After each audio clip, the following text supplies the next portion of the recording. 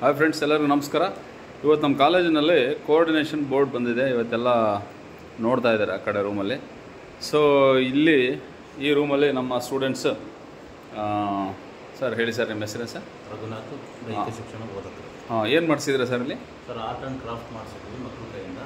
ಎಲ್ಲ ಪ್ರಶಿಕ್ಷಣಾರ್ಥಿಗಳು ತಾವೇ ಕ್ರಾಫ್ಟ್ ಮಾಡಿದ್ದಾರೆ ಸರ್.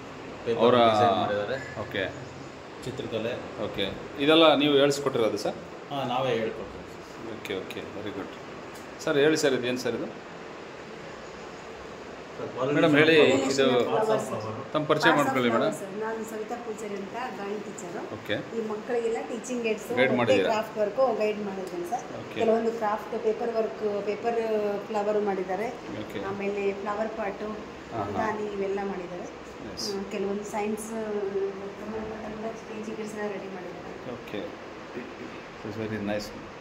ಇದೆಲ್ಲ ಮಕ್ಕಳು ಪಾಠ ಇದಕ್ಕೆ ತಾವು ಬೋಧನೆ ಮಾಡುವಾಗ ಇದನ್ನು ಬಳಸ್ಕೊಳ್ತಾರೆ.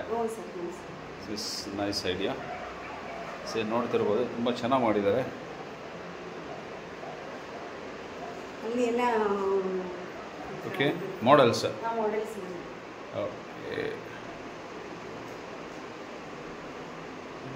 This is very nice.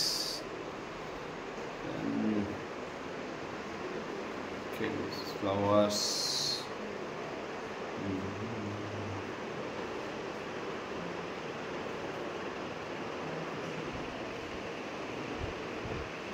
So ತುಂಬ ಚೆನ್ನಾಗಿದೆ ಇದು. So it's inspirable. So thank you.